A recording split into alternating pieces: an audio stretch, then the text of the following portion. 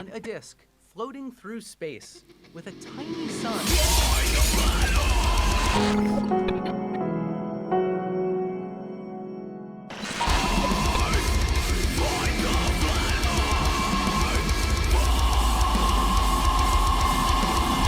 When it comes to flat earthers, there are lots of different types.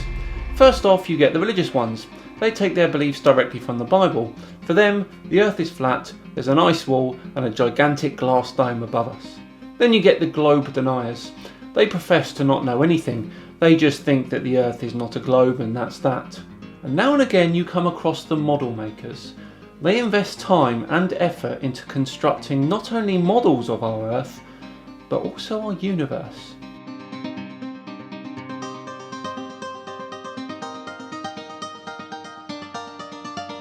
Over the last 6 months, I've been working on a model of what the universe could look like from a geocentric point of view. What have I got myself into this time?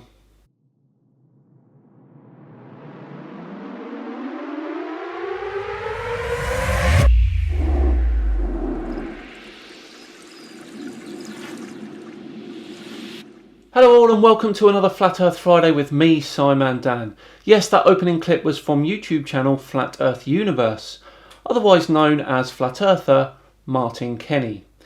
This man has appeared on UK morning TV twice, once with his fellow Flat Earthers and once by himself. He's also been interviewed by this guy. Apparently he's a big thing on YouTube. So when he came forward to say that he constructed not only a model of his flat earth but also the universe, I simply had to have a look. Obviously, we've got the mainstream point of view, which is obviously very wrong in many ways, and possibly right in other ways as well, which I'm going to try and prove today. So mainstream science is wrong in some ways but correct in others. This is a classic flat earther tactic. Nathan Oakley is famous for it, saying something that he believes in, such as the second law of thermodynamics, and trying to prove that you can't have a pressurised system next to a vacuum using that scientific law, which he says is true, but the others aren't. They literally cherry pick the science that they're going to believe in. But the ancients, quite obviously, knew a lot more than we know today about these truths. So I used a method that I learnt off Santos, the method of syncretism, to try and connect the dots and come up with a cohesive, geocentric universe that makes sense, at least. Of course, we'll never know the truth, the whole truth, naturally, in this state of consciousness. But I think we can certainly get as close to it as possible through syncretism. We already know the whole truth when it comes to our solar system at least, and I can say with absolute certainty that the Earth is not at the centre of it. I'm going to start. I'm going to start from the beginning. My presentation is based on the cosmic egg theory, the theory that our universe is inside an egg or a shell, which is actually a torus field. Wait. So the universe is a giant egg consisting of a torus field. I don't know anything about this theory. I need to learn it. Let me get my notebook quickly. So, what have we got? We've got giant egg made of torus field. Okay. Okay. Everything is toroidal. So. But if it's toroidal, it can't be an egg. I think you're confused. The torus is like a big giant donut shape. Let's call it the big donut theory instead. Okay. We interrupt your Friday show for an important announcement. Scimandan may have fallen in the clutches of illogic. In order to prevent any further damage, we here at NASA solicited the help of a well-known doctor. Take it away. Thank you for asking me if I want to participate, by the way. Hello, my name is Dr. Stronogov. What you see here is a classic example of flat earthism, a debilitating condition that has been plaguing about 100 people. I'm going to start from the beginning. Right. So in the beginning, All cultures, and even mainstream science, tells us that there was nothing, absolutely nothing, the void, emptiness, empty space. So, according to all cultures, flat earther heads are fertile grounds for new beginnings? Food for thought. Today, science calls it infinite space, time, and matter. Okay? Past cultures also had names for this. The Greeks called it the chaos. The Norse called it the Gunning Gap. The Egyptians called it the noon. I am rapidly approaching the noon point of my attention span. This is the void. This is everything and nothingness. Okay, so first off we have nothingness. Brilliant. Next. Careful, Scimandan. The logic is strong with this one. At some point, this void decided to separate a part of itself to create and experience life outside itself, because it can. Because it can. I'm sure the ancient Egyptians used this exact phrase when describing Genesis. This is the nature of infinite potential, to use that potential. And the first creation, from our point of view, was what we know as the Holy Trinity, okay, which I've drawn there as the, you can see the Vesica Piscis there, you can see the flower of life. The flower of life has been considered throughout the ages as a part of sacred geometry. A very interesting blend between science and esotericism. If you wish to expand your knowledge, I suggest you look it up. It's pretty interesting. But it has zero relevance with flat earth theories. This is the first form of creation in our universe. Mainstream science today calls this the point of singularity, or the great attractor. It's the same thing. Religion would call it the Father, the Son, the Holy Spirit, protons, neutrons, electrons. Burger, chips, and a Coke. Extra onions on the burger, please. Many cultures called it different things. You'll find that the gods or the creators in all cultures always are in threes. They're always in threes. So 3 is the magic number of creation. 3 things were made. Okay, got you so far? So these are the building blocks of life. I prefer to call it electromagnetic pulses of sine wave or frequency. I like how it's his preferred way of calling it, even though he has to read it off the paper to remember it. Which is basically a star. This is the first star. This is God, the creator. We are all stars. Everything is atum, as Santos always says. Everything's a star. It's all the same thing. We are stars. The sun that we look up at, in the sky is a star. The stars in the firmament are stars. God is a star. Creation is a star. Everything is a star. Twinkle, twinkle, little star, everything's a f***ing star. This is starting to get quite complex. The first order of business was to create a home. Now we're getting somewhere. Or a hub or a shell where it would experience life separate from the whole. So obviously, remember, this Holy Trinity is still in the void. It's still in the infinite potential. But it needs to have its own world in order to create and experience life. Right, I've had enough of this theory. I want to see the model. I'm going to skip on a bit and see what we can see. Which is basically... Careful of your model, man. I've been waiting for this. This is the Ben. This is the earth. But this is the top half. So if you imagine this at the top, there's also a bottom bit, an upside down pyramid. Right, hang on. So we're in a giant donut and the earth is a disc, and underneath that disc is a pyramid that's upside down, and we're all in the middle of that donut. No. No more. Very good, Scimandan. You're back with us. And that is sitting on the great deep, on the waters below. And above, you've got the waters above, which are the atmospheres. Right? Right, so we're in the middle of a giant donut, and the earth is a disc, and there's an upside down pyramid underneath that disc, and we're all inside that donut, and there's water above and water below. Right. Okay, so the whole thing has got a name. In Kemetic Egypt, it's the Ben, right? But on the top, this is Mother Geb. If you're looking from the top, this was Mother Geb. Okay? In Greek mythology, the whole thing is Gaia. But the top as you see it with these concentric rings, is Atlantis or Atlas. Okay? In Norse mythology, they just call it all Midgard. Norwegians are a bit lazy, aren't they? Not naming the top bit? Norway, that's really not on. Okay, they had one name for it. In Vedic cosmology or in Vedic scripts, they call the whole thing the Burloka. But the top is the Bhu Mandala. The concentric rings are the Bhu Mandala.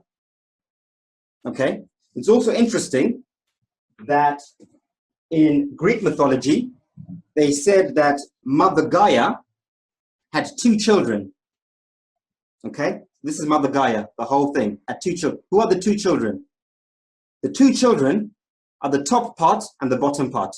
Prometheus and Epimetheus. These are the 2 held below us. Okay? Right. I hope that makes sense. So I'll move on to the next slide. That makes no sense whatsoever. What you've done here is make somewhat of a mythological smoothie and mashed all the creation mythologies of Earth together, whilst explaining it, still kept them all separate. It really is a mess from start to finish. I dare say, if you're still listening, that your brain is probably now dribbling out of your ear hole. I require your assistance, Doctor. You again? What do you want this time? You see, Dr. Stroganov. It's Stronagov, Dr. Stronagov. It's written on the door. One should never be gullible. Maybe you didn't write it there. Maybe it was the ducks. The ducks? I shouldn't have mentioned the ducks. Moving on. I have problems. Yeah, you have problems. You see, my brain is leaking out of my ear hole. What? I said my brain is leaking No, out. I heard what you said. What did you do? Nothing. Did you watch Flat Earth videos again? That information is confidential. Yes, Oi, how many times must I fix this for you? you're a real miracle worker, Doctor. A guardian in a white robe. Yeah. Here, watch 2 Scimandan videos and call me in the morning. Is 4 a.m. okay? Actually, don't call me in the morning. Okay. Actually, please stop breaking into my office. Of course, we must all get back to our duties. Thank you, Dr. Stroganov. It's Stronagov. So when they tell us that the Earth has got 3 layers, a crust, a mantle, an inner core, and an outer core, that is inner Earth, inside this Ben. Oh, God. Fight the Flat Earth? I'm tagging you in, because I can't take this anymore. Don't worry, Scimandan, I've got this for you. Hey guys, I'm Fight the Flat Earth. Thank you very much to Scimandan for letting me on his channel to talk about, what is it we're doing? A cosmic egg. Oh, for f***'s sake. Alright, let's see what the Flerfs is saying. Right. Now that we established that this is what the whole Earth looks like, our entire Earth is a pyramid Bhumandala with 4 concentric rings.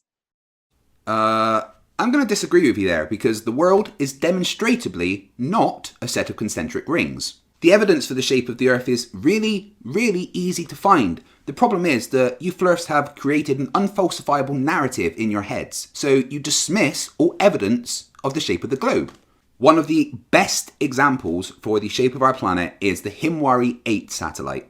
The Himawari 8 is in a geosynchronous orbit about 22,000 miles above Japan. This satellite images that entire side of the planet every 10 minutes. You can compare the cloud patterns you see to any live webcam on that side of the planet and you will find they match exactly. It's so accurate that it spotted wildfires on the Mongolia-China border in April 2016 before anyone else and was able to track and predict the path of the fire, allowing it to be dealt with quicker than normal. Right?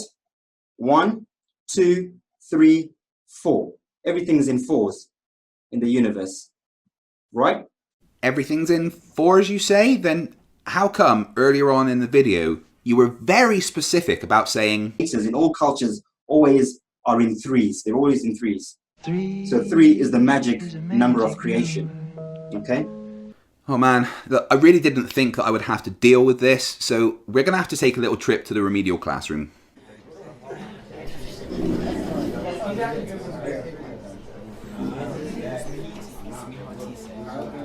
Right class, settle down. I said settle down. Mr. Pratt, Why are you not wearing any trousers? So you're telling me that you haven't learnt to dress yourself yet and there was no one there to do it for you this morning? Please go and see Lost and Found. Anyway, class, I know that maths isn't your strong suit, but if you pay real close attention to this, we should be able to understand. Are you ready? 4 is a bigger number than 3. There is a mountain range separating us from the worlds at the center, from Eden, from Shambhala, Hyperborea, okay? And outside, they've got their own wall separating from this.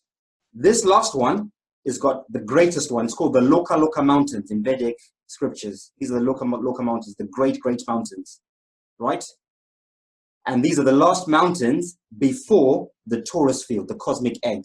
Is this guy for real? Am I hallucinating? So beyond this, there is no land. It's the cosmic egg blocking us out from the void outside, right? Okay, so Scimandan, you really were not kidding about that egg thing, huh? Wow. Just wow. So there's a torus field around this outer world. There's a torus field around this one. There's a torus field around that one. And there's a torus field at the center, okay? And what that would look like, essentially,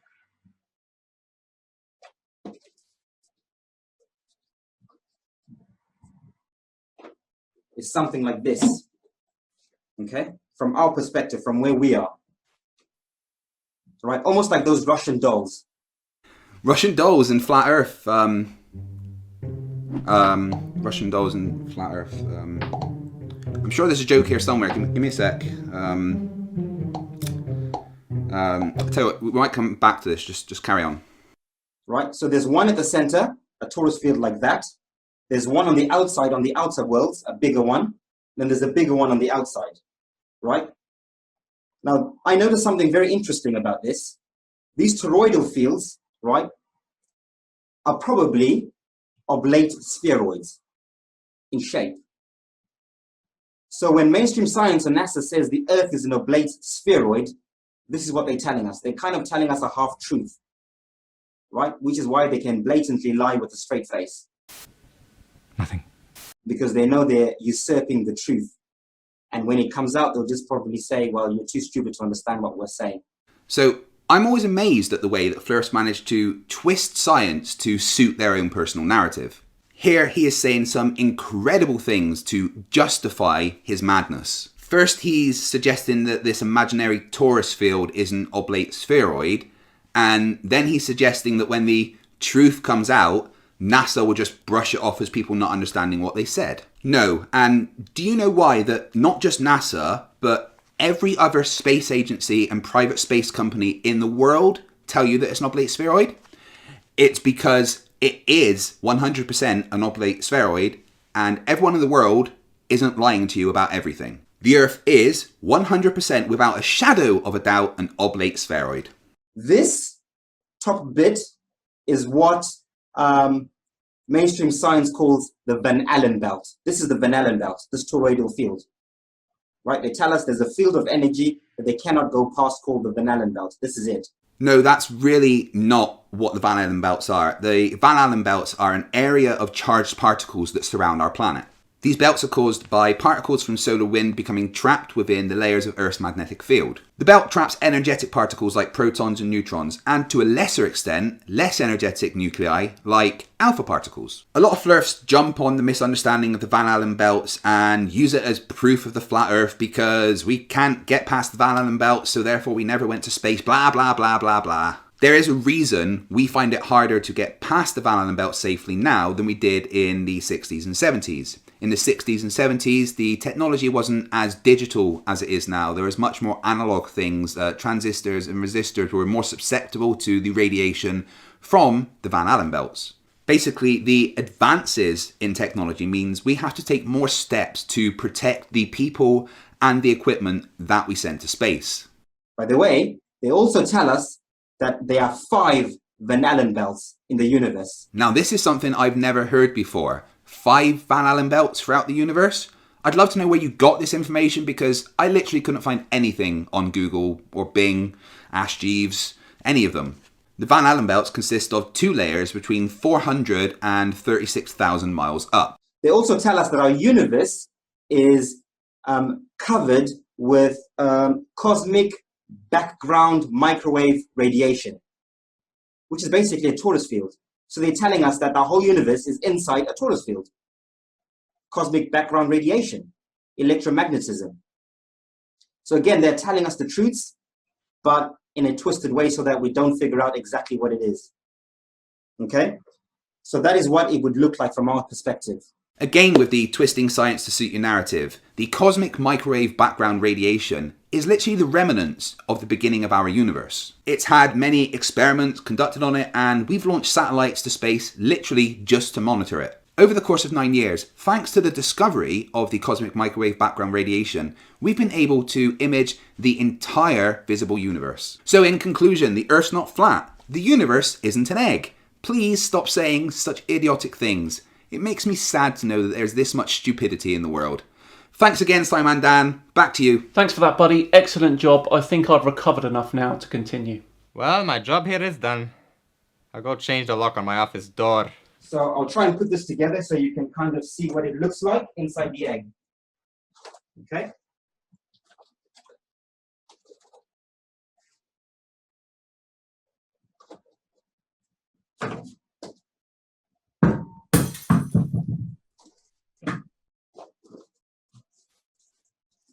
So now we have the universe, okay?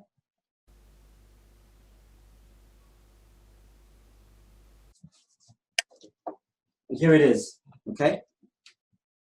That's the top of the mandala.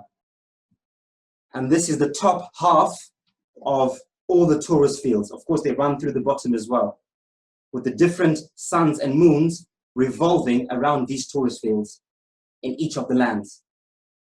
So, when NASA says they're going to Mars, and they plan to go to Mars, they are telling the truth. Mars are these outside lands, the outer lands, where Mars is the sun. Oh yes, that wonderful object Mars, which has an average surface temperature of minus 60 degrees, is a sun. I can honestly say that this project is the biggest waste of time I've ever seen. What a load of old shit. I'm done with this. I can't. Turn off the camera. Come on. I can't do this anymore. And where's my latte? I'm losing the will here, mate. I'll just cut. Right. Yeah. Okay.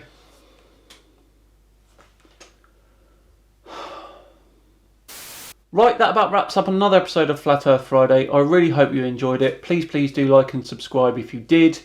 Thanks very much to Fight the Flat Earth for your assistance. His channel is linked below. I've been Scimandan, and I'll see you all on Tuesday, where we'll be talking tree stumps. Till then. Joey Rocha is a Hawaii-based flat earther. You might remember him from this video. Every single topic that I bring up, they're violating the laws of physics. And Occam's razor is pleased with the flat earth example. Well, if you actually understood these laws and maybe the model you're arguing against, then maybe you'd have a point, sir. Let's move on to tectonic plates. Tectonic plates hoax. Well, today he is back and will be getting some help again, this time from Fight the Flat Earth. But what has Mr. Joey been saying now? Well, apparently all globe believers are in an intellectual coma.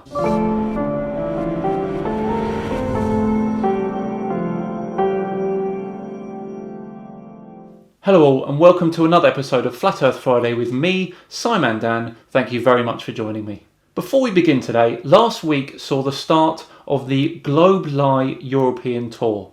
This is basically a bunch of Flat Earth YouTubers from the UK travelling around Europe for a couple of months in a clapped out old camper van, trying to talk to the general public about Flat Earth in an attempt to make them woke. Just to point out the calibre of logic and intellect we're dealing with here, this was lifted from their own website.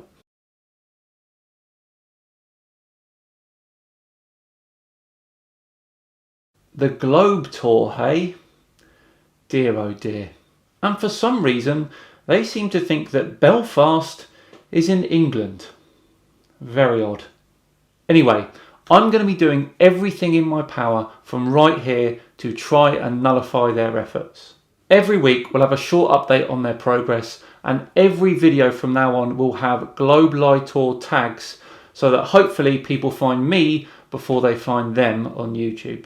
Actually, if you want to help out with this one and participate in an unprecedented global debunking like never before, and you live in Europe and you've got some spare time on your hands, then email me, scimandan@gmail.com, for more details.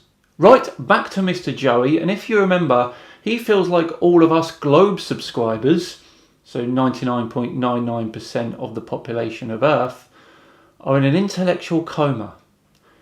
Let's find out his reasoning for this one, shall we? Aloha, everybody. Thank you for joining me, your host, Joe Rocha, for another episode of Flat Earth Live.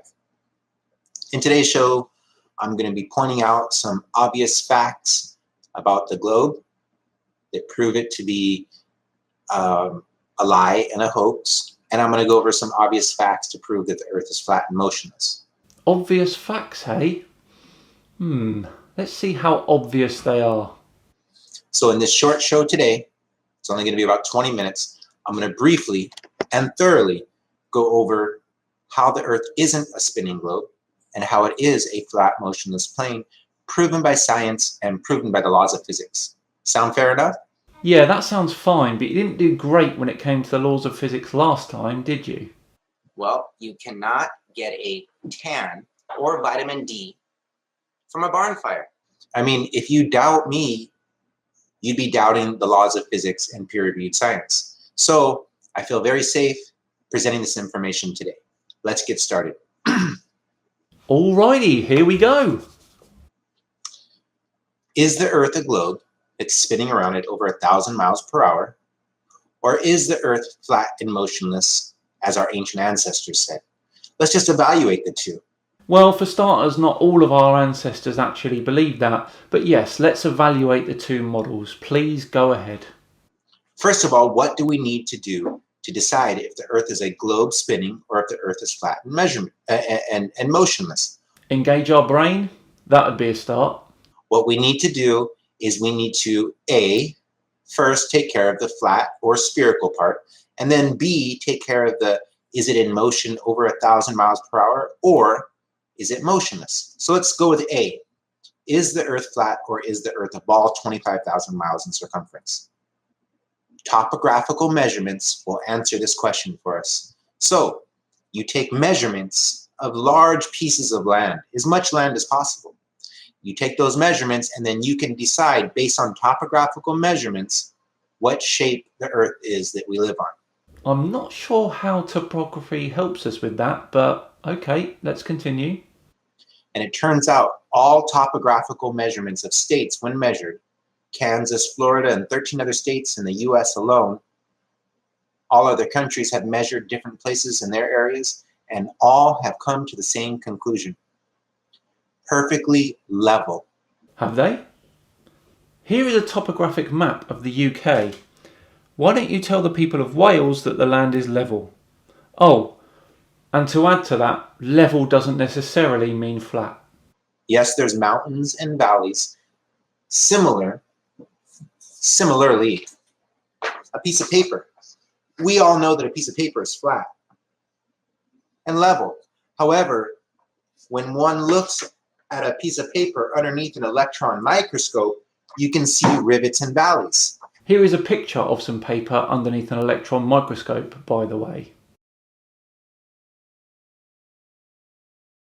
So when we exclaim that the Earth is flat, proven by science, we mean that it's level from point A to point B.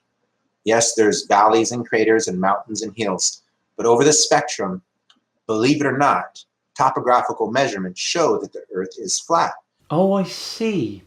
So I think you're using the same argument as Adam FTFE was here. Elevation is, I go up 16,322 feet. I come down 16,312 feet. Wow. Difference of 10 feet. 10 feet of difference. In which case you're talking about elevation. Elevation has got nothing to do with curve. Now, how does this prove that the Earth isn't a sphere? Well, pretty simply, because you do deductive logic. By applying deductive logic, we can figure out the problem, solution, and answer to our first part, part A. Is the Earth spherical, 25,000 miles in circumference, or is the Earth flat? What you do is, since all land measurements and all bodies of water that are measured are completely level. Joey Silv, thank you so much for joining, Joey Silv. Share this on Facebook for me, Joey Silv. I'm banned right now. I wonder why. So, since all measurements of Earth are completely flat, I'll explain to you why this debunks the Earth being a sphere 25,000 miles in circumference. If the Earth was a ball 25,000 miles in circumference, as NASA and the heliocentric theory claim, then there would be a measurable and detectable curvature that one would witness.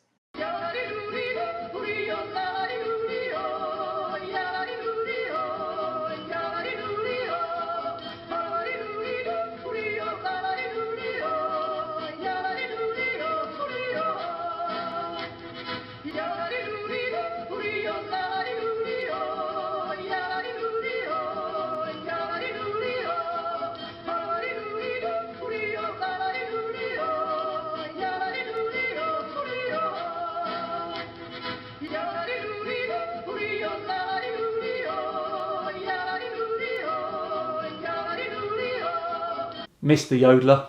So there's a formula for a ball 25,000 miles in circumference. There's a formula. If you plug in spherical trigonometry, it's 8 inches per mile squared. And in layman terms, it basically goes like this. If we're on a ball 25,000 miles in circumference, at some point, objects that are in the distance will disappear due to Earth's curvature, right? Exactly. You mean like this?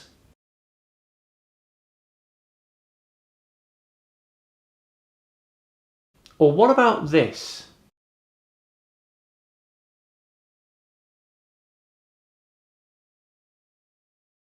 Then there's also this.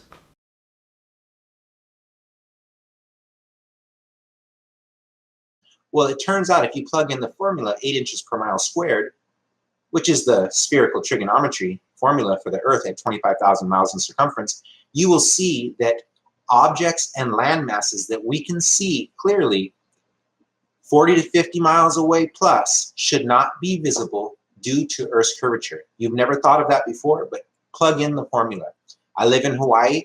We can all see islands, chain of islands. We can see them from seashore to seashore, and some of them are 50 to 70 miles away. He lives in Hawaii, yet doesn't realise that the furthest island you could potentially see is actually only 45 miles away. But I couldn't find any photos of Kealawi from the Hawaiian shore. However, Mr. Joey could live on the Honolulu Island, where Kauai is over 70 miles away. But again, no photo from sea level. By all means and intensive purposes, these islands that are visible from seashore to seashore, it means from level to level, from the same point, should not be visible from seashore to seashore, but they are. I don't doubt that, but I think someone's exaggerating the distances involved, aren't they? Due to spherical trigonometry, because look, on a ball, every angle of incidence on a 360-degree circle is falling beneath you. So if you did a turn, everywhere that you did a circle on should be dropping at a measurable and detectable rate. So you take this information and you apply it, and you must be intellectually honest and say, look, you're right. Topographically, the measurements show that it's flat. That's it. That's your reasoning. Horrendous. Not spherical. Now let's go to the motionless part, part B of this program. Is the Earth spinning at over 1,000 miles per hour, as NASA claims? Okay, for this part, I'm going to get the assistance of Fight the Flat Earth. Let me just... Hello. Hey there, Fight the Flat Earth. Hello, who's there? What software are you using to answer this call, mate? Scimandan, is that you? It sure bloody hell is me. What's all this? Well, what's all of what? Where'd you get a cool system like that? Oh, this. Oh, well, NASA installed a holographic generator. It looks good, doesn't it? They call it the No Hollow 9000. Hang on, NASA? Yeah. NASA's holographic generator. Yeah. NASA came over and installed a holographic generator. Now you're just repeating stuff that I've already said. The NASA. Now this is getting weird. Nice average system adaptations. National Aeronautics and Space Administration. The NASA. Yes. Unbelievable. I'm going to talk to Adrian about this. Hello. Yeah, hi. Is this the delivery man? What? I ordered a pizza, but couldn't give you the address, because then I'd have to kill you. No, this is Scimandan. They sent you to bring my pizza. Those clever bastards. No, listen, I've just spoken to FTFE. Fluffy, the Freedom Eagle. Fight the Flat Earth. Oh, him. Nice guy. Excellent taste in eyewear. Look, how come I don't have one of those fancy holographic generator things? What do you mean? Do you know who I am? Not my delivery man. I'm Scimandan. I've got 200,000 subscribers. Congratulations. Thank you. And Fight the Flat Earth has only what, 16,000? So what's the problem? It's not fair. Life is like a box of chocolates. If you leave it outside on a sunny day, it becomes icky.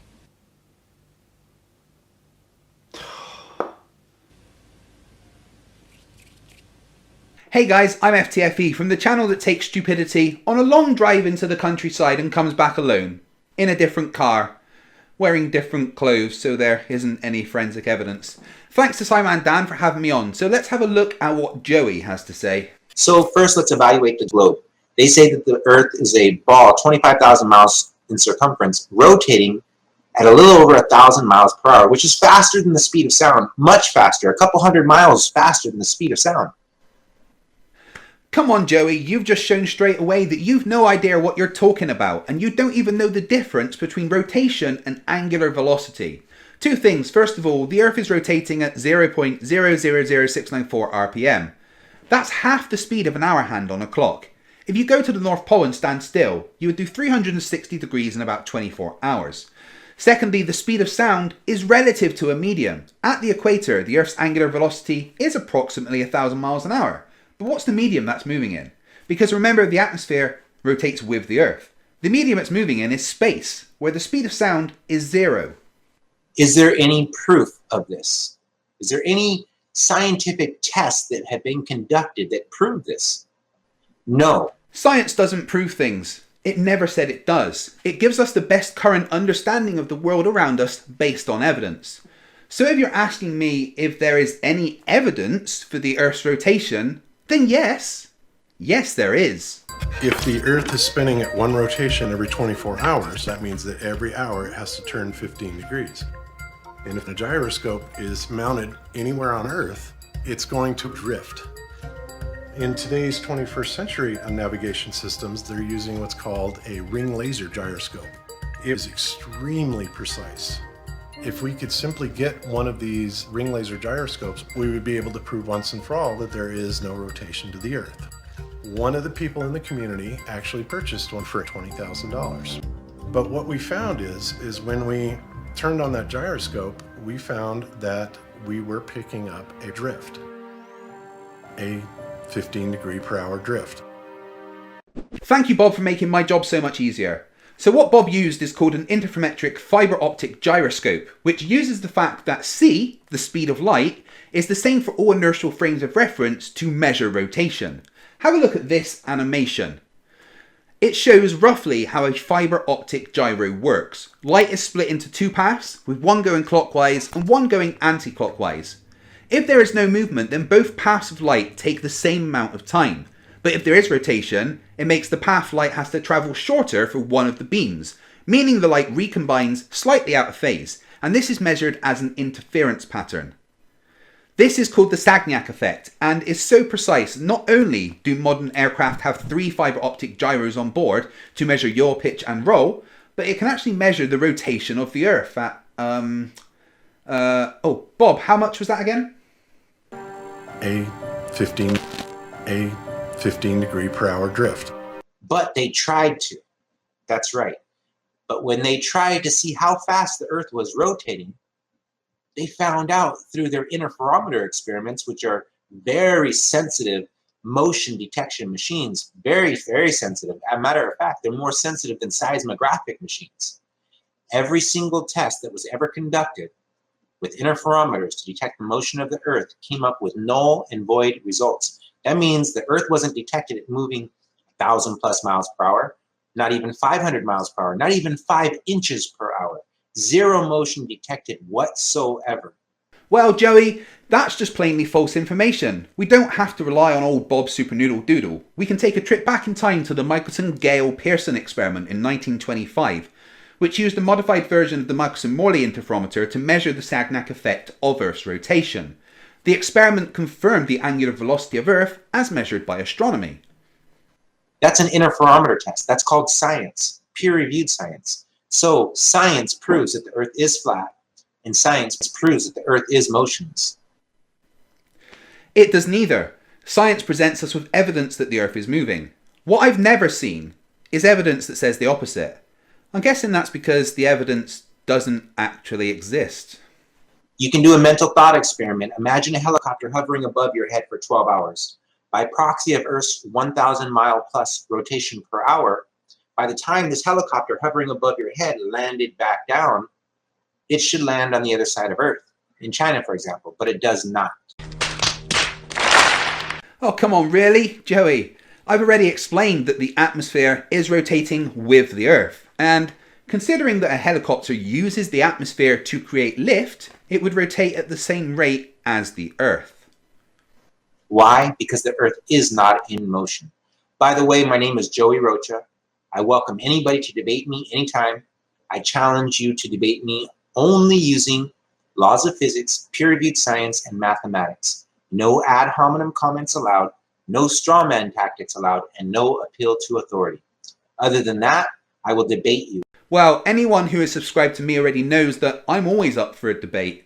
So how about it, Joey? You and I challenge you to a debate on Scimandan's channel. Bring it. I've been debating people for the last 3.5 to 4 years successfully. Never lost a debate yet. Why? Because the truth fears not investigation. The thing is, I know I'd crush you in debate, and I can bet you've been beaten many times by other people. But like all Flerfs, you will run away and claim victory. Well, if you debate me, I promise to leave no room for interpretation of the result. You will know that you've lost. Joey Silv says, damn right. Hey, Joey Silv, for real, I'm blocked on Facebook right now, and that's my main avenue. So do me a favor, brother, right now. Share this in like 2 or 3 or 4 truth groups, and do me a big favor, and let's get this message out. I know there's a lot of flat earthers out there already, but the reason why I like people to share my videos is because there's still a lot of people who don't know about the flat earth and who don't know about the proofs. It's real simple to prove the earth is flat. I just did it in 10 minutes. Did you? When? Because I must have missed that. And it's funny how you call these Facebook echo chambers truth groups, because they all ban anyone who challenges the flat earth, so that they can sit in their own little safe space, patting each other on the back and reinforcing their own moronic beliefs.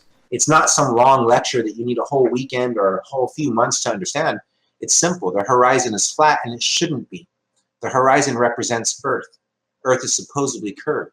If Earth is curved and you stick a level next to the horizon, at some point you emphatically must see deviation of curvature, but we do not witness this, proving the Earth, again, is flat. Another plainly false bit of info. The horizon is supposed to be flat because it's a circle 360 degrees around you. A circle is a 2D shape, and 2D shapes are flat. To see this left to right curve that you seem to expect, we would have to be living on a cylinder.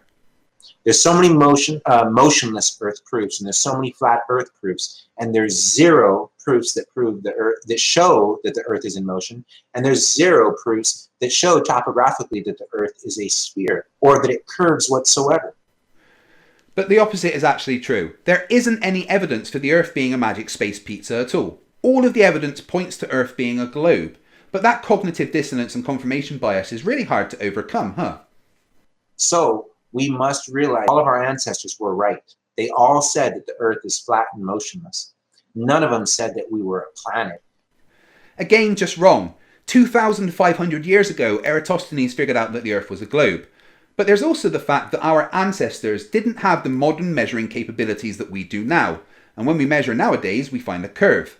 Alright, that's enough of me, but if you'd like to see more, then I'm sure Scimandan will be nice enough to put a link to my channel in the description, and maybe even a card for you guys to click on.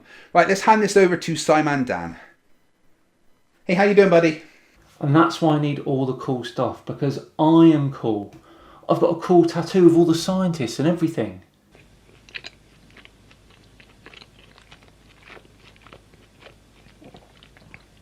Do you have Newton? Yeah,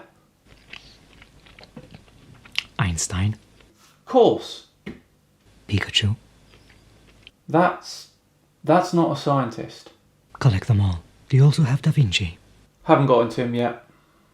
Italian scientists are the best. They invented pizza. Right, about that. Did you have your pizza yet? Teleporter working? I could use a slice or two. The pizza was a decoy. I'm annihilating it as we speak. Ah, sorry to hear. Hello? Hey, hello, guys. Right. Fight the Flat Earth. Sorry about earlier. Got everything figured out now, it's all good. Wait, isn't that the agent that installed the holographic generator in my hand at night? I have no idea what you're talking about, Mr. Floofy. What? Right, that brings this episode to a lovely close. Thank you again, Fight the Flat Earth, for helping out. If you enjoyed it today, then please do like and subscribe, and check out Fight the Flat Earth, links in the description. Once again, if you're interested in taking part in the mass global debunking, then please do email me. I've been Scimandan. Have yourselves a great weekend, and I'll see you all on Tuesday, where Flat Earth Fokker is on Tinfoil Tuesday.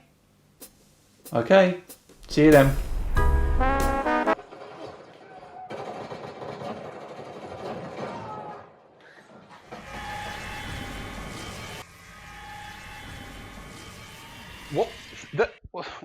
What's going on? Floofy the Freedom Eagle, your services are required. My services? What? How did I get here? NASA needs you to cover for Scimandan, so we brought you here. Brought me here? How? The implant you let us give you. Now see, I wouldn't say I let you. You put it there whilst I was asleep. We upgraded it. We can now teleport you wherever we need to put you. Right, okay, so I've got two questions. First of all, how much did this cost? What is NASA's budget? About 20 billion a year, I think? Yes, that much. We had to postpone Artemis. And secondly, you know I could have made a video to cover Scimandan from home, right? You could have just phoned me and asked.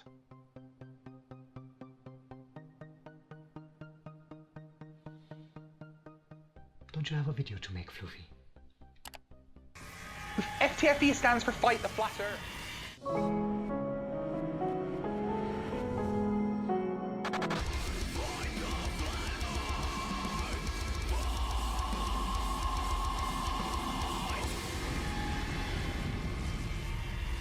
Hey, I'm FTFE. I'm from the channel that does to stupidity what Nathan Thompson did to the Jeopardy theme tune.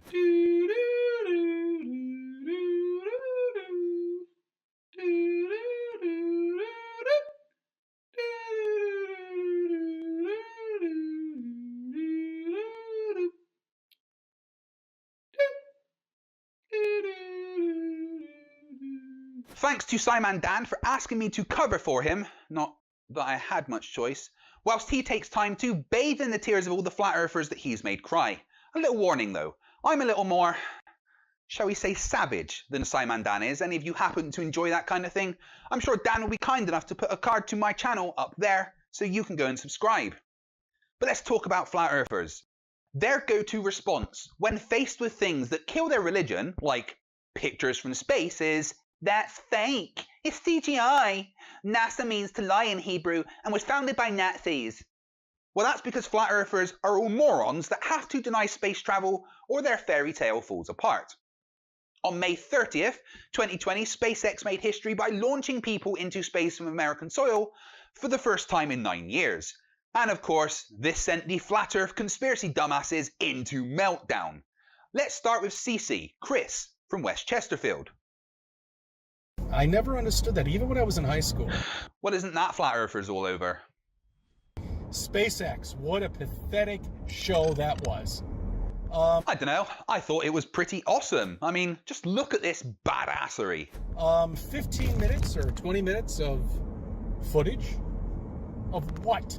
Of them launching 2 people into space. Cece, have you seen the video? Of total nonsense. And then the thing landed back down. That was the, whatever, space shuttle. Well, not the space shuttle. I mean the land gear that decided to land down. And, of course, the camera goes out. Like it always does. Like it always does. Honestly, Chris, at this point, I'm not sure we're talking about the same thing. They have recorded the boosters landing on drone ships many, many times. Granted, not always successfully.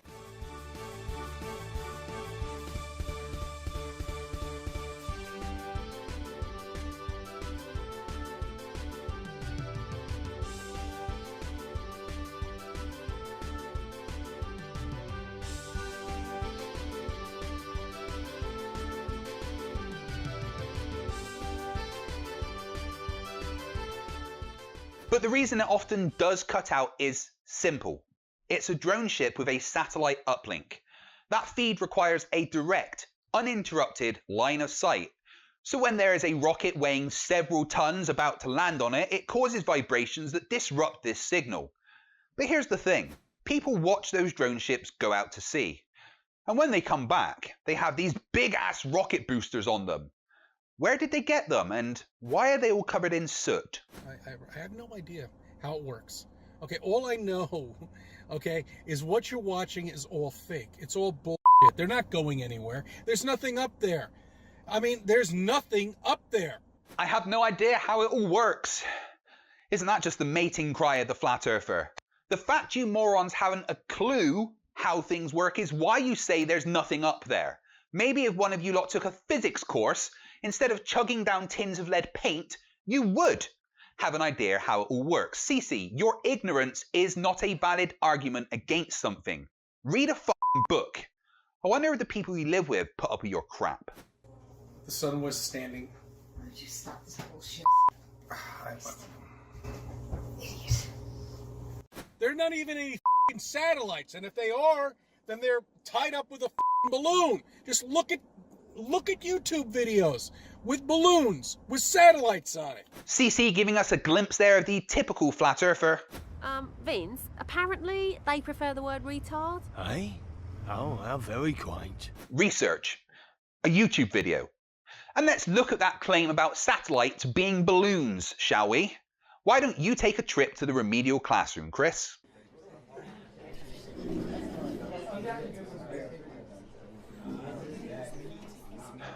Alright, be quiet, settle down.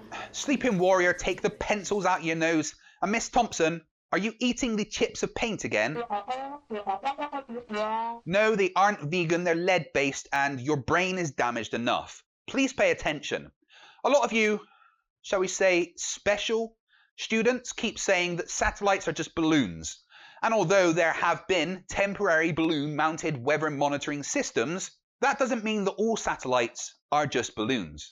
Because satellites do things that balloons physically can't. For instance, an American satellite called GEOES-3, or the Geostationary Operational Environment Satellite System, was in operation for 38 years.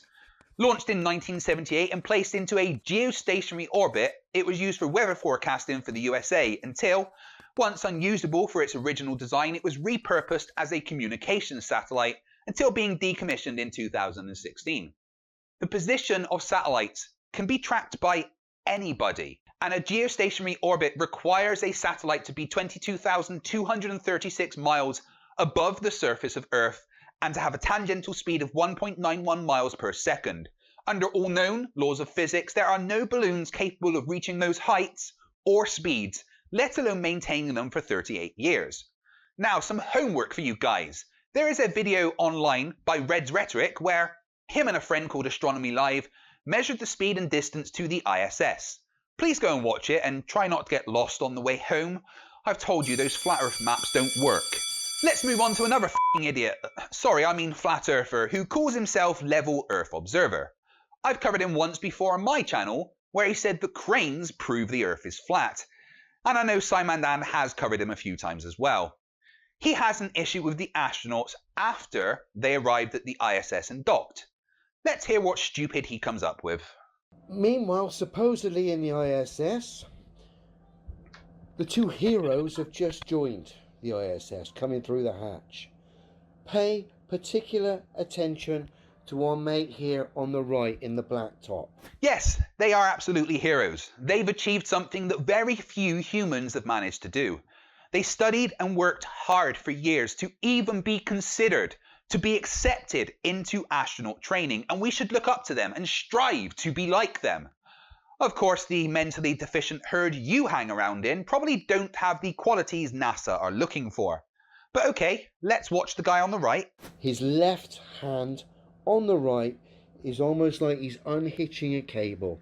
So pay particular attention to the astronaut on the right hand side and his left hand. So let's have a look.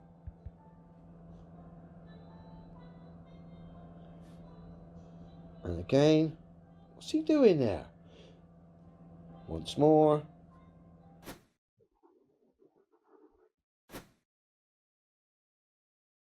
Maybe, just maybe, he was putting his hand in his belt buckle, or maybe, just maybe, the arm movement seemed a little strange to us because he doesn't have a downward force acting on his arms like he would on Earth. I mean, I've heard of grasping for straws, but come on, man. It's almost like our mate there is doing his little trick with his harness there to stop himself moving a bit too far. Again, rumbled. Guys, is it just me, or do none of you watching see a harness there either? Or even any evidence of a harness? It seems to me that Level Earth Observer is being a dumbass and making things up. But you can all come to your own conclusions. Next up, we have a brief video from a Flerf that thinks Elon Musk has rats over 8 feet long. Saturday, May 30th, 2020, a live feed was aired by news and government outlets showing SpaceX and NASA collaborating to launch two astronauts, Bob Behnken and Doug Hurley, into orbit to join the International Space Station. The launch finally took place at the Launch Complex 39A in Florida after a weather delay on May 27th, 3 days earlier. Many viewers noticed a small rodent crawling across the Merlin engine during the broadcast. Yeah, apart from the fact that the apparent rodent would have to be bigger than me, there is only one rodent that I know of badass enough to hitch a lift to space on a rocket. He's amazing.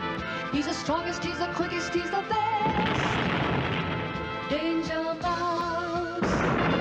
Danger Mouse. While that sounds cute in itself, the moment this rodent made his live TV appearance was after the rocket carrying the two astronauts had achieved an altitude of 200 kilometers, which is approximately 124 miles high.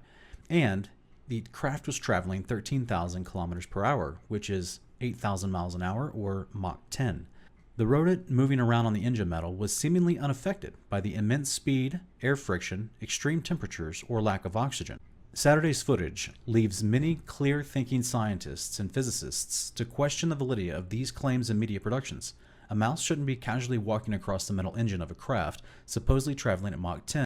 I can guarantee that not one single scientist or physicist looked at that and thought it was a rodent of any kind.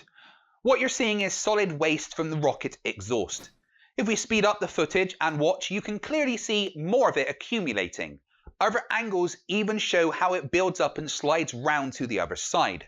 There are also missions with better lighting that show the phenomenon more clearly and even see the solid waste fly off into space. That literally took me 2 minutes to research.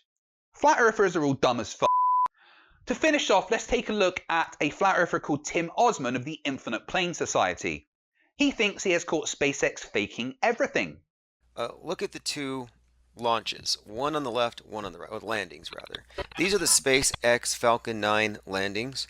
The one on the left, which is slightly bluer than the other, is from May the 30th, 2020.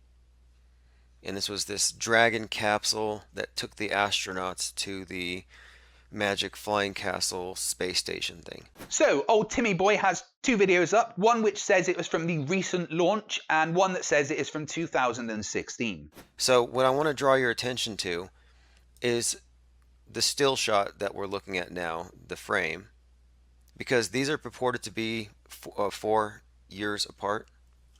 So what we're looking at shouldn't be carbon copies of one another. And he is actually right. If there is a recording of 2 different events, then they shouldn't look exactly the same. But here is the thing. Flat Earth research fails once again. The footage that says it is from the SpaceX launch a couple of weeks ago isn't. SpaceX haven't even put out a camera angle like that from the recent launch. Someone took the launch from 2016, recolored it, and posted it claiming it was from the recent launch. And then a flat earther saw a video on YouTube and just believed it without ever checking to see if it actually came from SpaceX, which it categorically didn't. An example of flat earthers literally believing anything they see on YouTube. And with that, that is all the stupid that I can take for today. I want to once again thank Scimandan and NASA for forcing me to cover for Dan, and if you'd like to see more of me, then please head over to my channel and subscribe.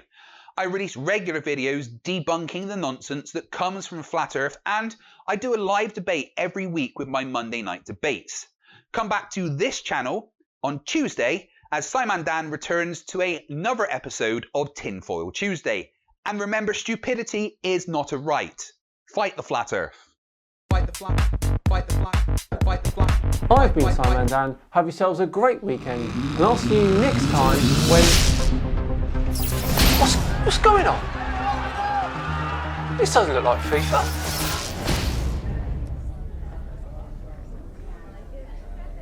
Hey, is that Scimandan? Earth is round. Siamo molto felici di vedere il Papa del Vaticano. Ci benedirà tutti. God says science is cool, so go read a book. Okay, what's going on?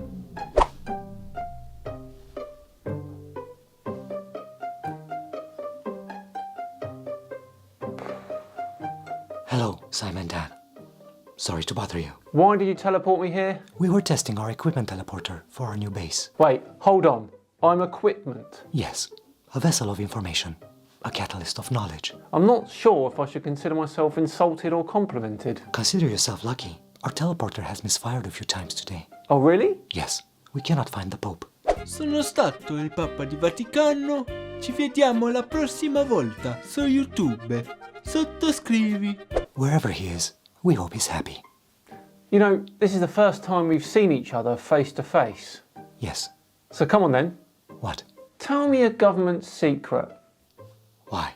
I've been working for you for years. Call it a sign of trust. Elvis is alive. Oh, come on. The moon landing actually happened. Everyone knows that. Ducks are evil. Ducks are evil? Yes. How are ducks evil? I've said too much. No, come on, this is getting interesting. Also, Mr. Joey is back. Mr. Joey? Oh, no. I think you'd better take a look at this. Hey, is Conspiracy Cats a real cat? No, I really said too much.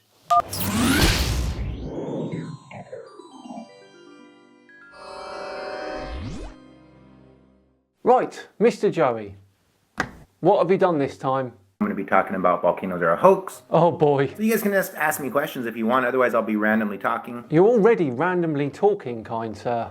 Would you like some assistance? Actually, yes. Good. I'll see if I can find someone. No. You sit right there. What? You're putting me through this, so this time round you're participating. You can't make me. Then we won't exchange Christmas gifts this year. But, I already got you yours. Well, that would be a waste, wouldn't it? Fine, but 2 can play that game. Or should I say, 3. Here are the winning numbers. 3. One number. 8. 12. 3 has a tenner. 27. No way. 33. Oh my god! And the final number is 69. Yes! Yes! Yes! Yes! Oh hey, it's FTFE. Yes, Floofy the Freedom Eagle. I'm pretty sure that's Fight the Flat Earth. Yes, he is fighting the flat Earth. And with such grace. Hey FTFE, what's that you're holding? A winning lottery ticket. Is that why you're always annoyed by flat earthers? Are they better at random numbers than you? No. What? No. Why'd you ask? Have you found another one? Mr. Joey is back. Who's Mr. Joey? Some people, maybe they think that I'm a guru, that I'm all-knowing. Yikes! Yep. Indeed. This man claims that volcanoes are a hoax. Oh, he's going down. Hang on. He's spreading misinformation through the nation of our generation, through his YouTube station. Calm down, Hamilton. Let's hear what he has to say. Lava is real. It's 100% real. Good. We're off to a great start. Flying colours. Torch of knowledge. I'm saying that it never erupts out of a cone-shaped mountain. And here we crash and burn. My ears hurt. I'm hyperventilating. It would defy the laws of physics, and we've never seen it on video. Is this guy for real? Is he serious? Did I just meet an imaginary friend? Disney would pay heavy money for the rights to Mr. Joey. Any person that is fluent in a modern spoken language can find a clip of a volcano erupting. See? How would it defy the laws of physics? Well, imagine, if you will, you have yourself a cone-shaped mountain. Ooh, should we censor that? There goes my YouTube partnership. My therapist will be a rich man. A mountain is made out of rocks. We can all agree on that, right? Rocks on Earth, yes. And various chemical elements depending on where you are on Earth. But let's roll with it. Nobody disagrees on that. Wait, what was that? I saw it too. Mr. Agent, can you enhance? I'm giving it all she's got, Captain. It seems to be a stock drawing made for children's books. Nothing wrong with that, but well, he's a grown man. When will they start using resources aimed at adults? And we can also agree that rocks have a melting point, right? Of between 600 to 800 degrees. We'll assume he means Celsius. Fahrenheit, right? We all agree on that. Okay, so... Did he say Fahrenheit? Yes, he did. Rocks have different melting points, which can depend on the purity of their chemical components. Even so, we're not talking about ice cubes here.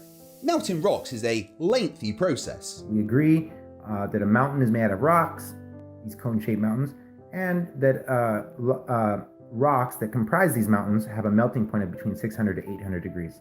So magma being twice the temperature of the melting point where rock actually turns into liquid would defy the laws of physics. Oh, man. He's expecting the mountain to melt. Do you want to melt a mountain? I tried to input these calculations into NASA's computer, and it gave me an error. What did the error say? You must be over the age of 3 to use this computer. The temperature differences aren't that big to result in an entire mountain melting. We have evidence of islands forming due to volcanoes and lava. So what would actually happen is if it did decide to go all the way up and funnel through the top of a cone-shaped mountain that's several hundred feet high, it would be melting the rock as it pushed its way up, causing the mountain to actually implode. Causes for a volcanic eruption: the buoyancy of the magma, the pressure from the exhaled gases in the magma, and the injection of a new batch of magma into an already filled magma chamber. There are many factors involved. Even the water underneath the surface, when it comes into contact with magma, creates steam, which can build up pressure, which can lead to an eruption. And if you guys want to know how lava is made, it's very deep, but I'll tell you the simple version. Oh, thank you. My tiny little adult man brain would feel overwhelmed otherwise. I need a diagram every time I use my stove. The true complex explanation is actually a government cover-up. Is it? Wouldn't you like to know? Lava is a combination of silicon and oxygen, 2 ingredients. Pretty crazy, right? Magmas vary in their composition, which give them, and the volcanoes that contain them, different properties. It took me 10 seconds to find this information from National Geographic. But let's stick to the simple version. Wouldn't want our heads to explode. From the steam pressure? Yeah. When it touches the air or when it touches water, it turns into all kinds of different things like glass, metal, turns into nickel and copper and rocks and all kinds of different stuff, right? I've never heard of magma turning into nickel. Maybe it's a new Minecraft update. Even Harry Potter is going like, damn, my magic is shit. It's not man-made, it's made by Mother Nature, God, if you will. Made everything, so it's God, but people call it Mother Nature. Or it's just a byproduct of Earth's internal heat caused by its core. Ah, but who made the Earth's core? Mother Nature. And Father Time. And baby Moses. It's actually silicon and oxygen that are compressed at such a high temperature that it makes this stuff called magma. Makes this stuff called magma. This stuff called trees, this other stuff called clouds. JJ says that it seems like volcanoes are a fear tactic. 100% they're a fear tactic. Oh yeah, I heard about that. What? The Secret Service uses this a lot. we do not. Sure you do. When someone upsets you, you send them a letter. I don't lava you anymore. That doesn't make sense. It's a joke. Ah, I see. Humor. Yeah, don't you guys have that in the Secret Service? Let's see. Trump, a racist, and a flat earther are all together on a malfunctioning plane heading towards an active volcano. Who survives? Who? The United States of America. So here's a book on volcanoes. As you can see on the picture, you see lava coming out of this cone-shaped mountain, right? There! He's using a book again. I wish we could read along with him. Oh, the fun we'd have. Gentlemen, I've got you covered. Please check your floor printers. My floor printer? Yes, I took the liberty of installing one in each of your studios, alongside a towel rack and a pest dispenser. Oh! Brilliant! Oh. Well, why? For science. Let's read along, children. So you may have seen something like this before. You might think, that's a cone-shaped mountain with lava coming out of it. No, that's called a fissure. That means when lava seeps onto the earth from these underground lava tubes, they form little mounds. I'm talking like, maybe 12 feet high mounds, maybe 20 feet high mounds. One doesn't exclude the other. We can have mounds and mountains with lava spewing out. These lovely images from this lovely book shows what happens at both a smaller scale and a larger scale. So Mount St. Helens, nothing but ash. There's Mount St. Helens right there. There are many different ways in which volcanoes become active. Smoke, explosions, eruptions of ash and rock. If you think only about the different areas of the Earth, and you get different chemical mixtures. Volcanologists are always concerned when a volcano becomes active underneath a glacier. When scalding hot lava melts huge amounts of ice and snow, for example, then mud flows can occur. This information was found on the National Science Foundation's website in less than 8 seconds. See, this is what they say happens. Because this is what actually happens. The temperatures inside the Earth are so high that it melts rock into a liquid called magma. Pressure pushes this magma up to tubes and vents inside the volcano. When the pressure gets high enough, the magma erupts out the top of the volcano, and then it's called lava. But do we see any of that lava coming out? No, we don't. We see ash. His multiple arguments are quite a few. 1, 2. And both are standing on thin ice. Was that also humor? No. Is there a volcano under the thin ice, melting the ice? No, don't overcomplicate it. You know what is humorous? Imagine a CIA meeting back in the 80s going something like this. Gentlemen, we must do something about the 12-feet mounds and the cone-shaped mountains. I say we use them as a scare tactic. Excellent suggestion. But what about the lava? Well, I say we better turn it into nickel and stuff. I think we just invented a new scientific word. Stuff. But won't people figure out it's all a hoax? I'll talk to my boys, bring in them ash generators. I like how you think. Yeah, me too. But hang on a sec. What are we getting out of this? I have no idea. Let me just point to Indonesia. The recent supposed volcanic eruption in Indonesia. Nobody died, right? Zero people died. Why? Because it's not deadly. It's just sulfur and ash. It's no big deal. It's actually good for the environment. It's good for the ground. It fertilizes the ground. It's beneficial. Ah, what a lovely day.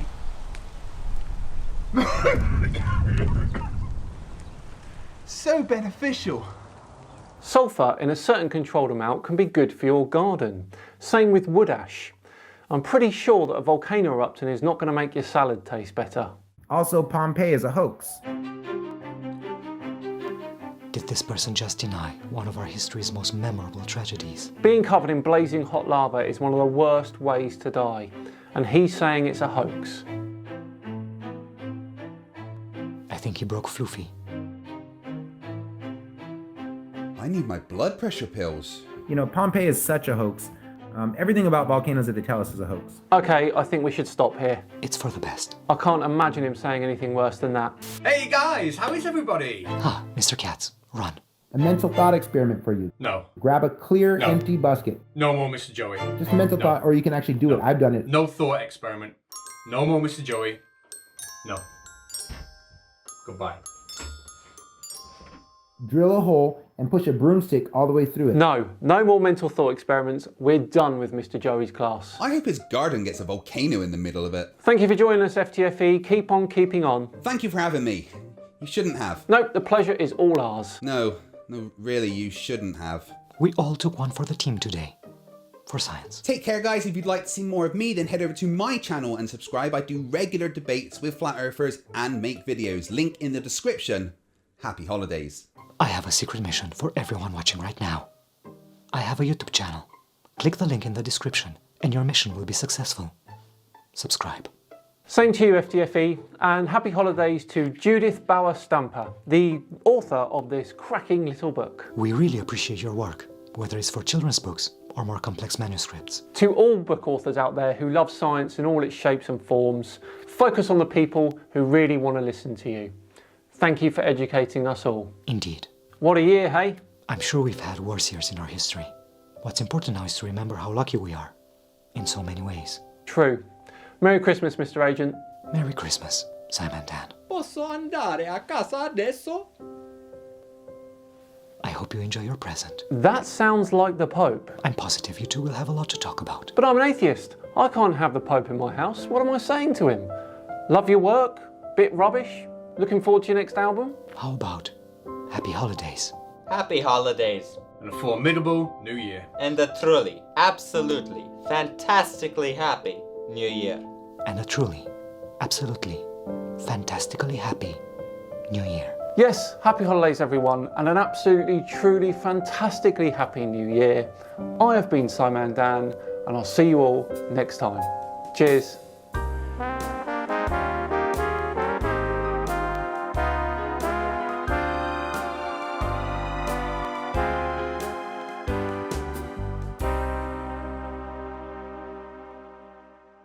Calm down, Hamilton. Wait for it, wait for it, wait for it. Yes, last checkpoint. I am the best tank.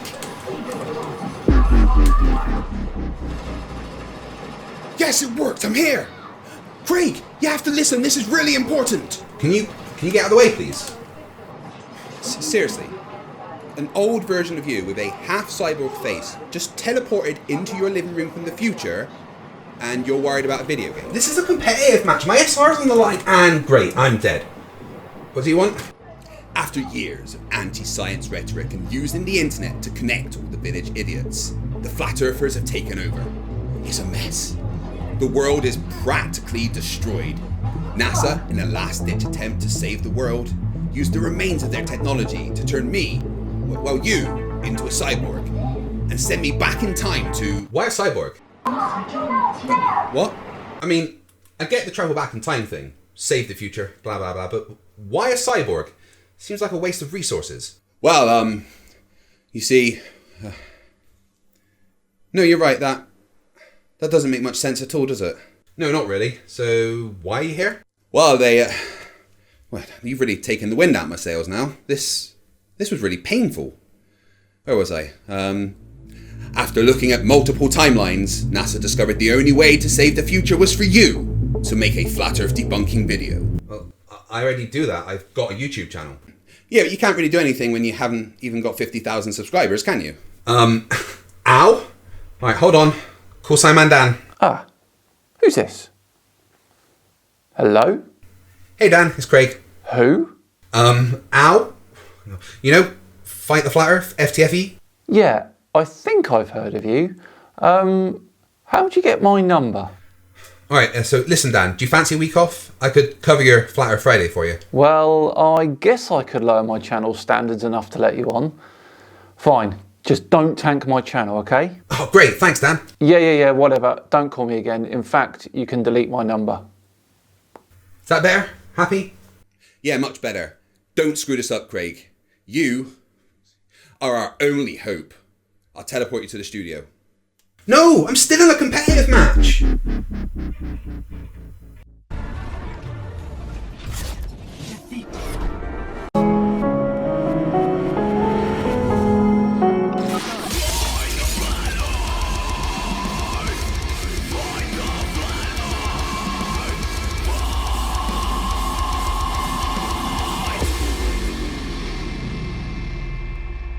So Flat Earth is a massive joke. Some would even describe it as the internet's pet rock, but I guess it does pose a danger because some people might not have the ability to figure out that it's the dumbest thing humanity has ever come up with.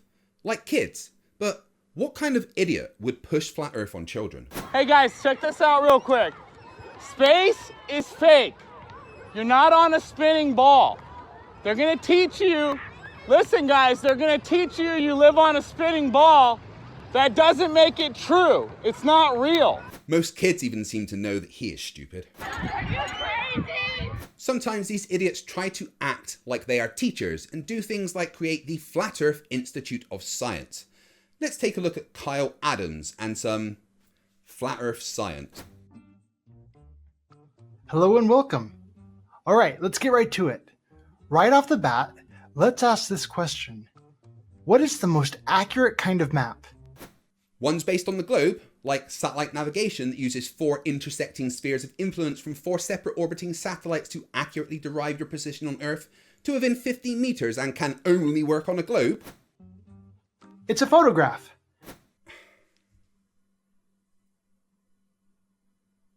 And so long as you are taking a picture of the flat Earth, you have a flat Earth map. So you assume the Earth is flat, take a picture of that assumed flat Earth, and that means you have a flat Earth map.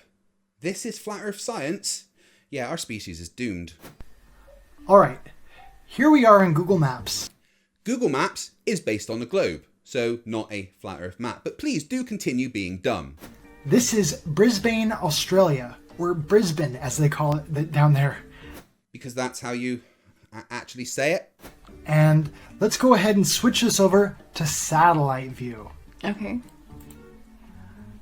Okay. Now we're going to go ahead and zoom out, and you tell me when to stop when something smells fishy to you. Whenever I search Flat Earth on YouTube, I also get a fishy smell. I wonder why that is. Okay.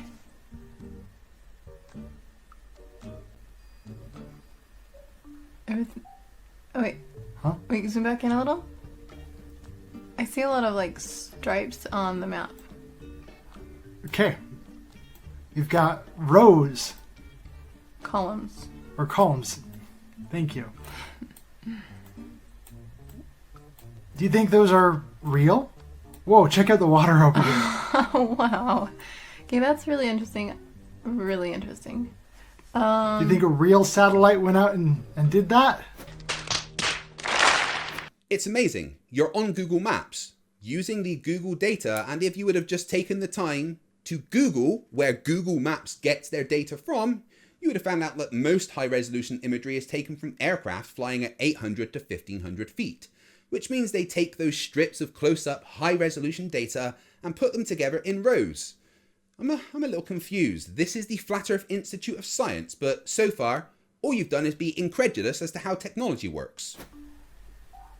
It doesn't seem very likely. I don't think so. I've been in plenty of planes in my life. I've never seen anything like that.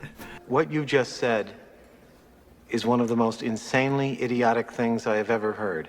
No, you wouldn't see strips of still images superimposed onto a globe while looking down from a plane. You're absolutely correct.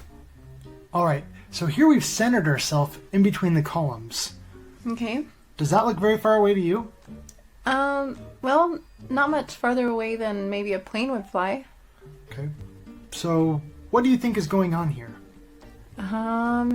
Well, I would, because of the columns or the strips, it kind of looks like a plane might be flying over and just getting an image capture in strips and maybe pasting them together. Because as you zoom out a little, and you can see all these different things getting stitched together, yeah. The pictures. Mm-hmm. I think she's got it. I think she's got it. By George, she's got it. By George, she's got it. Yes, well done, detective. Just like it says on Google. That's what it looks like to me anyways. Yeah, I agree with you there. If it's a satellite that's taking these pictures, it must be a pretty low-flying satellite. Yeah. And zoom out a little? Or more? Okay, so it changes right there. Yep, because you're now using the satellite imagery instead of the high-resolution, low-flying plane imagery. If this is Flat Earth science, then what the hell was that cyborg guy worried about? Okay, so what is going on over on the right? What is all that? It looks like That does not look like a photograph at all. At least not from a camera I would use. Yeah. It's like super blurry. It does not look like water. Zoom out more, please. I don't... What kind of... It still says it's satellite, right? Are you... It's still in satellite view. Okay. But all of the ocean, it's just the big blue. Okay. So because Google Maps doesn't look exactly like you imagine real life to look like, therefore the Earth is flat? Yeah, I'm convinced. Hold on. No, I still don't feel enough like a flat earther. How can I lower my IQ? Oh, right. Okay, carry on. Maybe I'll get their point now. When you zoom in, oh, that's beautiful. That looks like water. It looks like a photograph. A satellite, quote, image. And all of a sudden... Now what zoom out is this? again. Why would they have to do that? Why are they editing out all of that? And it's not lazy pilots. It's what's happened to their satellite. Yeah, what happened to their satellite? It's all It doesn't want to go over the water? Well, it's a really convenient way to cover things up. Literally. Literally covering things up. Maybe I didn't hit my head hard enough, but covering up what? More land? Secret military bases that house the military penguins we used to guard the ice wall, maybe? This is so strange to me. Okay, well, zoom out more. I want to see more. Yeah. So if we wanted to fake something in the map and stitch pictures together to shorten things here or lengthen things out here, where would you want to do that? I guess the part that people are not living in... There's no homes out in the ocean. Yeah, if you're going to do it out in the ocean where it's all covered Look up. at this. Are those waves, maybe? I don't even know what all this, the weird stitching and... Oh, really, really strange. To me, it just looks like contours under the water that the satellites are picking up. I don't know, but I'm still confused as to how any of what you are doing here is science, and not just pure ignorance. I've heard people talk about, oh, there's giant worms crawling on the bottom of the ocean, like enormous things. No, Kyle, no one thinks that there's giant worms in the sea. I can't believe I had to say that sentence. But it's all a fake image. I feel like some of It's these... clear CGI as it can get. It's definitely CGI. I mean, that's not... That's just strange.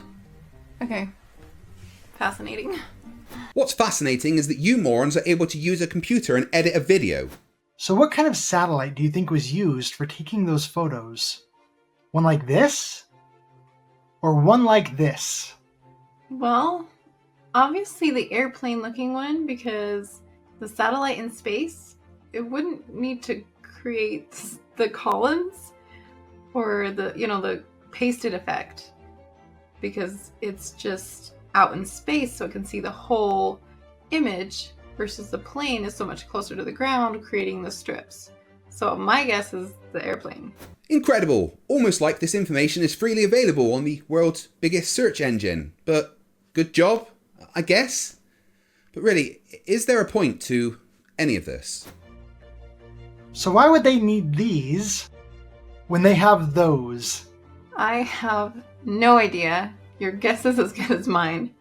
And that is one reason why I find those really hard to believe in. That's your point. These high-resolution, up-close images on Google Maps were taken with low-flying planes, therefore satellites aren't real? Brilliant. Just pure f***ing genius. But wait, there's more, unfortunately. Alright, so we have two really big issues here with satellites. One is the firmament. Yeah, there's a limit to how high satellites can fly. Excuse me, did you just say? My God, there is no firmament. Seriously, you think that a structure could be that big and support itself? Physics says no. But also, if you check out this amazing footage from Mr. Sensible's Mage 2 project, where he sent a probe with 3 cameras to the edge of space, you can clearly see there is no magic dome. And 2 is, we don't believe their cooling systems are adequate enough to handle the intense amount of solar radiation that they would be exposed to out in the thermosphere. Ah, here we go. We're getting to the part of the video where a flat earther doesn't understand physics and claims things are impossible based upon their own ignorance. That's always fun. According to the University Corporation for Atmospheric Research, the layer of the atmosphere, known as the thermosphere, gets up to 3,632 degrees and higher. And according to the United States Geological Survey, molten lava right out of a Hawaiian volcano is 2,140 degrees. Literally anyone who passed high school physics knows the answer to the stupid point that he has coming. He's on a computer, he has access to the whole of human knowledge at his fingertips, yet he is still about to say something so dumb it makes me sad I'm on the same planet as him.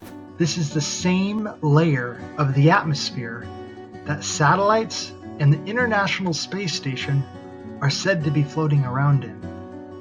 According to the Smithsonian Institute, satellites are made of lightweight titanium and aluminum.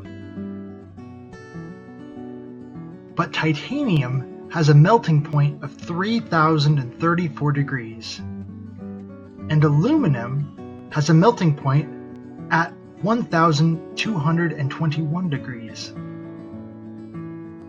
How could they function if they are flying blobs of molten metal? That's not how it works. That's not how any of this works. Yeah, I get it now. If these guys were to take over, then we would be screwed. The Flat Earthers have to be stopped. Kyle of the Flat Earth Institute of Science, please go to the remedial classroom.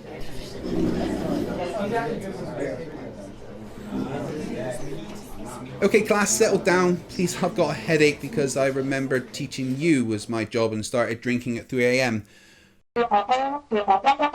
What is it, Mr. Dubé? Everyone is being mean to you on the internet? People keep changing your IMBD profile? Well, gee, I wonder who that could be. Just ignore them, Mr. Dubé. I can assure you they aren't going to stop.